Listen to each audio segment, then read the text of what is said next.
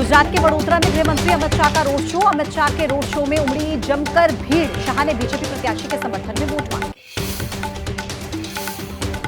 दिल्ली के कोंडली इलाके में दिल्ली सीएम अरविंद केजरीवाल की पत्नी सुनीता केजरीवाल का रोड शो। आप प्रत्याशी कुलदीप कुमार के समर्थन में जनता से की वोट अपील।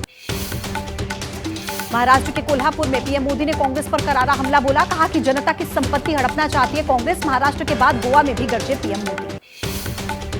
महाराष्ट्र के लातूर में प्रियंका गांधी ने बीजेपी पर हमला बोला। कहा कि पिछले 10 सालों के अंदर देश में महंगाई, बेरोजगारी, दलितों पर बढ़े अत्याचार, ऐसे कैसे होगा सुधार। असम के बारपेटा में मल्लिकार्जुन खड़गे ने बीजेपी पर हमला बोला। कहा कि रेल, रोड, एयरपोर्ट सब कुछ बेचने की तैयारी में बीजेपी। अंबानी और अडानी के हाथों में देश की कमान।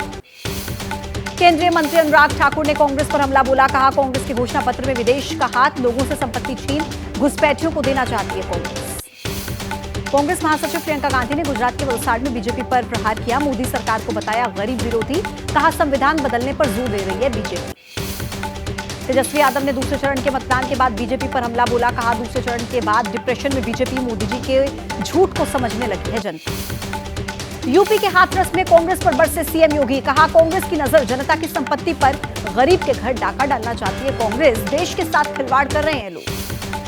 गुजरात के राजकोट में गृह मंत्री अमित शाह ने जनता से अपील की। कहा आतंकवाद, गरीबी के खात्मे के लिए नरेंद्र मोदी को तीसरी बार बनाए प्रधानमंत्री। यूपी के कानपुर देहात में जनसभा से पहले अखिलेश यादव ने किया रोड शो। जगह जगह पर रुककर जनता से मांगे एसपी प्रत्याशी के समर्थन में वोट।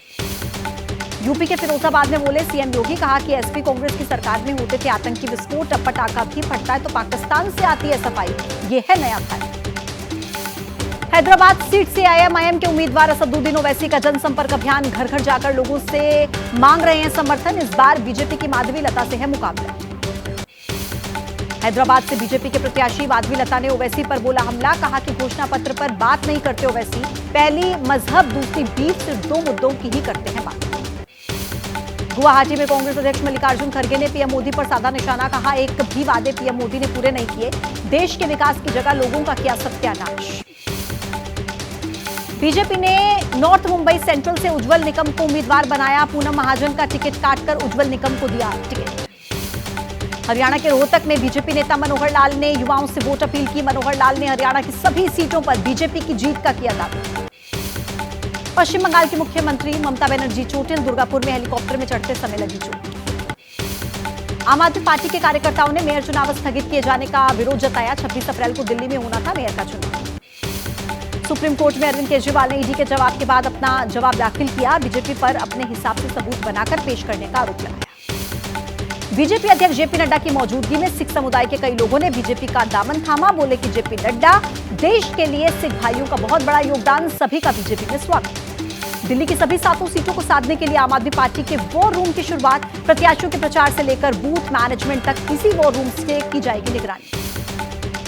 झारखंड के पूर्व मुख्यमंत्री हेमंत सोरेन को झटका। रांची के पीएमएलए कोर्ट ने सोरेन की जमानत याचिका को किया खारिज। चाचा के अंतिम संस्कार का हवाला देकर मांगी थी 13 दिन की अंतरिम जमानत।